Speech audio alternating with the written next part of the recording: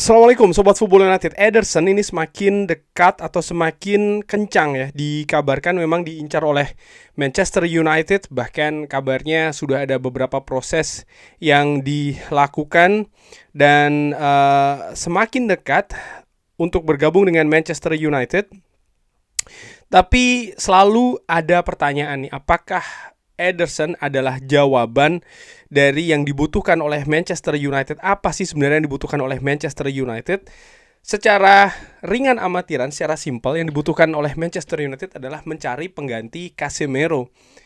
Mungkin menurut gua batas minimalnya seperti itu ya, dengan apa yang dilakukan Casemiro terutama di musim terakhirnya ini luar biasa dan membuat nampaknya tidak mudah untuk mencari pengganti dari Casemiro. Gue sudah pernah mengatakan juga di beberapa video bahwa nampaknya bahkan impossible, tidak mungkin untuk mencari pengganti Casemiro ini secara apple to apple, secara head to head, secara cari yang betul-betul 100% ataupun mendekati 100% sama. Karena memang menurut gue secara ringan amatiran tidak ada pemain yang 100% itu identik, sehingga nampaknya akan ada penyesuaian, akan ada adaptasi baik itu dari sistem terhadap yang baru, pemain baru yang datang ini ya, ataupun juga sebaliknya tentu saja pemain yang baru datang ini juga harus beradaptasi dengan sistem bermain dari Manchester United. Manchester United kalau kita berbicara terkait dengan gelandang pivot, ini memang mencari rekan ataupun tandem partner dari Kobbie Mainoo, di mana ya musim ini jelas ya itu ditempati oleh Casemiro. Balik lagi ke Ederson, akankah Ederson menjadi jawaban dari tantangan tersebut? Nah, musim ini Casemiro luar biasa bersama dengan Manchester United, tapi gua ingin menarik juga ya agak sedikit ke belakang. Apa yang terjadi dengan Casemiro di musim lalu dan juga di musim sebelumnya. Casemiro menurut gua semenjak pertama kali datang ke Old Trafford memang diplot dan diberikan posisi terbaiknya, yaitu adalah sebagai gelandang bertahan. Cuman kalau menurut gua secara ringan amatiran dan menurut keyakinan gua, ada beberapa kelemahan yang terlihat atau bahkan menonjol. Mungkin musim ini tidak begitu, tapi musim kemarin dan juga musim sebelumnya, yaitu adalah area coverage area, dan juga kecepatan dari Casemiro untuk menutup ruangan. Menurut gua di musim-musim sebelumnya itu menjadi salah satu kekurangan ya, katakanlah demikian, bagi seorang Casemiro. Di samping ketersediaan fisik. Jadi ya Casemiro ini juga sempat ya kan, ada periode dia ini absen karena cedera, dan ketika itu terjadi Manchester United nampak kesulitan di lini tengahnya. Manchester United sendiri juga sebenarnya memiliki gelandang bertahan lainnya dalam diri Ugarte.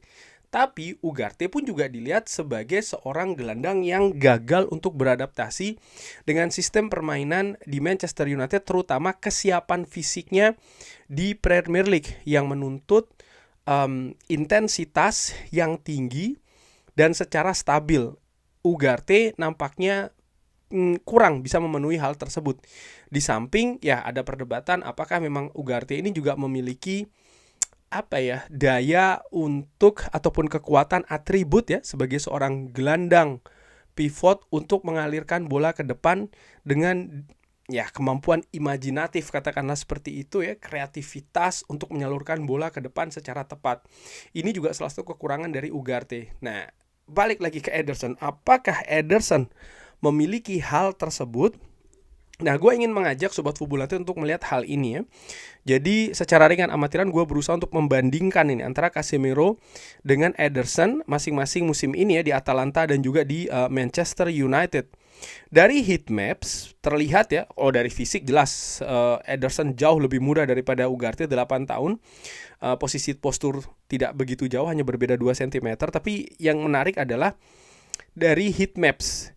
Nah, heat maps tersebut bisa dilihat bahwa Casemiro nampak lebih punya daya jelajah yang luas dibanding Ederson yang nampaknya lebih terkonsentrasi agak sedikit ke area sebelah kiri. Dimana kalau di Manchester United, daerah pivot sebelah kiri itu biasanya ditempati oleh Kobbie Mainoo. Ini hal yang menarik menurut gue untuk diperhatikan. Di samping juga keseimbangan antara bertahan dan juga menyerang, nampaknya Ederson agak sedikit lebih ke ofensif dari sisi heat maps-nya dibanding dengan Casemiro. Bagaimana dengan daya jelajah ya, ataupun juga kecepatan jelajah maksud gue ya.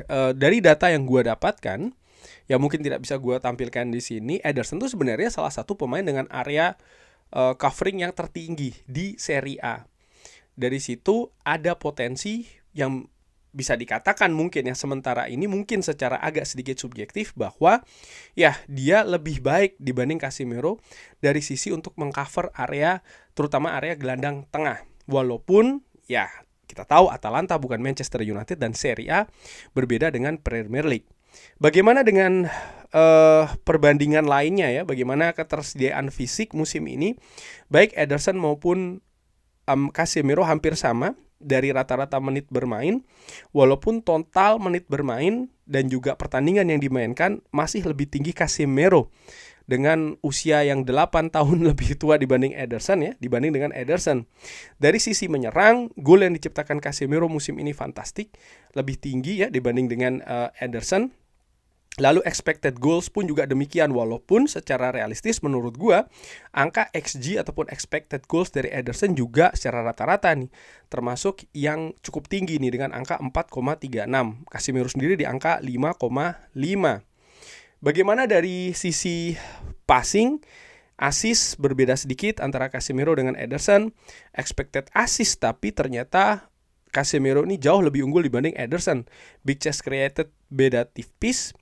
Yang menarik adalah kemampuan melakukan long ball. Ternyata Ederson juga memiliki kemampuan untuk melakukan long ball dengan angka yang lebih tinggi dibanding Casemiro. Nah, yang menarik lagi, kemampuan defensif. Ternyata interception, lalu juga tackling, serta clearance, sebagian besar menurut gua Casemiro lebih baik dibanding Ederson, walaupun atribut Ederson juga tidak buruk-buruk banget nih sebagai gelandang pivot atau gelandang bertahan. Nah, dari situ pertanyaannya lagi, apakah Ederson ini lebih baik ataupun bisa seperti kayak Casemiro? Gue juga melihat dari platform yang lain ya, apa sih karakteristik dari Ederson? Yaitu kekuatannya ada pada konsentrasi dan juga akurasi passing. Dia gayanya adalah suka bermain dengan bola panjang dan suka melakukan tackling. Dua hal yang juga sering dilakukan oleh Casemiro di Manchester United. Casemiro sendiri kalau dilihat karakteristiknya ternyata dia cukup kuat dalam duel, tackling, memblok bola. Kelemahannya ada pada konsentrasi dan juga disiplin, di mana kalau konsentrasi justru tadi diperlihatkan Ederson lebih baik dibanding, atau dia melupakan salah satu titik kuatnya yaitu adalah pada konsentrasi. Tapi gaya permainan dari Casemiro ini ternyata sedikit lebih banyak kalau tidak lebih komplit dibanding dengan Ederson. Selain suka melakukan bola panjang, dia juga sering mengancam melalui set piece dan sering memainkan bola juga secara datar, dan sering sekali dia mengclear bola dari area bertahan. Ini salah banyak banyak poin di mana hal tersebut tidak dimiliki oleh Ederson menurut catatan platform WhoScore. Nah, iseng-iseng nih gue juga menanyakan ya. Ini gue tanyakan melalui AI sebenarnya. Apakah Ederson ini bisa mengganti posisi Casemiro di Manchester United?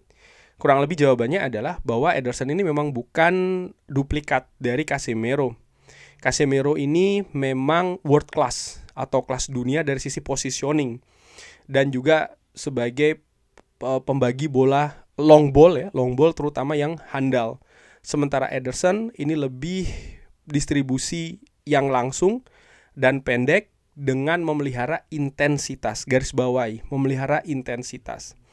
Kalau Manchester United ingin pemain yang bisa menstabilkan ya lini tengah dan juga melindungi back four-nya ya, Ederson ini dilihat sebagai pilihan yang masuk akal. Walaupun demikian, klub ini juga dikabarkan melihat atau mencari sosok komandan dalam tanda kutip untuk mendikte tempo dari pertandingan-pertandingan besar. Dan mereka bisa saja ataupun klub ya mencari opsi-opsi yang lebih mahal dalam diri Tchouaméni ataupun Adam Wharton. Gue tidak ingin membahas Tchouaméni ataupun Adam Wharton, tapi ini kurang lebih catatan dari, kalau jujur ya, gue tanyakan ini ke AI sebenarnya. Jadi tapi gue sepakat sih dengan apa yang dikatakan oleh AI. Artinya memang Ederson bukan duplikasi dari Casemiro. Ada hal-hal yang banyak sebenarnya hal yang berbeda ya antara Casemiro dengan Ederson. Cuman garis bawah adalah ya Ederson bisa menawarkan intensitas. Dan ini mengingatkan gue pada pemain Brazil lain sebenarnya yang pernah ada di Manchester United, yaitu adalah Fred. Dimana Fred sangat unggul dari sisi intensitas, artinya pergerakannya. Dia bisa mengcover area cukup luas. Dia pemain yang daya jelajahnya juga tinggi. Cuman ada hal yang dari sisi teknis ya, yang masih gue khawatirkan adalah kemampuan positioning dan juga kemampuan mendistribusi bola dengan tepat, dengan world class, katakanlah seperti itu, dengan kelas dunia. Dimana Casemiro sering sekali dalam pertandingan-pertandingan, terutama musim ini, dia lakukan. Dan gue memiliki keraguan Ederson bisa melakukan. Sehingga kalau pertanyaan akhirnya adalah apakah Ederson bisa menggantikan Casemiro, menurut gue tidak. Jadi kalau Manchester United ingin mencari pemain tengah dengan kemampuan daya jelajah tinggi, kecepatan dalam melakukan agresivitas, intensitas juga tinggi, Ederson mungkin jawabannya. Tapi ada hal-hal lain yang Manchester United juga harus tingkatkan. Karena ini juga merupakan salah satu PR ataupun tugas dari tim kepelatihan ya, memperbaiki sisi-sisi kurang dari pemainnya. Termasuk misalnya Ederson kalau memang didatangkan ke Manchester United, yaitu adalah ya umpan, distribusi yang nampaknya berbeda dari Casemiro. Nah, ada satu faktor juga sih menurut gue ya, ini yang mungkin tidak dibahas tadi di beberapa catatan tersebut adalah ya kita juga punya pengalaman ya kan, mendatangkan gelandang dari pemain dari Serie A, dari Atalanta, dari dalam diri Rasmus Højlund, yang menurut gue tidak begitu berhasil karena memang berbeda. Ini juga merupakan salah satu keraguan dari gue. Fakta lainnya bahwa Ederson tidak bermain di Piala Dunia. Artinya kualitas kemampuan sebagai seorang gelandang tidak cukup meyakinkan menjadi salah satu yang terbaik ya, versi Carlo Ancelotti untuk bisa dibawa ke timnas Seleção Brazil. Ini juga menjadi salah satu kekhawatiran gue, bahwa gue merasa bahwa Manchester United butuh sebenarnya pemain-pemain yang memang, apalagi kalau kita berbicara terkait dengan pengganti Casemiro ya, pemain yang memang punya kualitas, ability, kredibilitas juga yang sangat luar biasa begitu. Dan ya, salah satu implementasi dari hal tersebut adalah apakah pemain tersebut bisa bermain di panggung sepak bola tertinggi semacam kayak Piala Dunia, di mana Ederson pun tidak masuk ya kan ke bagian tersebut. Jadi ini merupakan salah satu keraguan gue. Tapi di sisi lain gue juga tidak bisa menutup mata ya, bagaimana rekrutmen dari Ineos di musim-musim sebelumnya ini luar biasa, terutama musim panas kemarin. Di situ maksud gue. Jadi kalau seandainya Ineos memang memilih Ederson, walaupun gue ada keraguan ya, dan ini sering sekali gue tampilkan atau gue katakan di channel ini, ya kita lihat akan seperti apa. Mudah-mudahan kalau memang betul, ya dia bisa menjadi pilar penting bagi lini tengah Manchester United. Tapi gue juga ingin tahu nih bagaimana menurut Sobat Football United. Oh ya, gue ingatkan lagi, yang ingin just tip ya, jangan lupa langsung ke IG, Instagram @justtip_football United. Di situ ada informasi mengenai just tip. Barang gue ambil dari store.manunited.com. Informasi lebih lanjut langsung ke Instagram @justtip_football United. Terima kasih sudah menyaksikan. Jangan lupa like, sholat, dan juga subscribe. Wassalamualaikum warahmatullahi wabarakatuh. Thank you.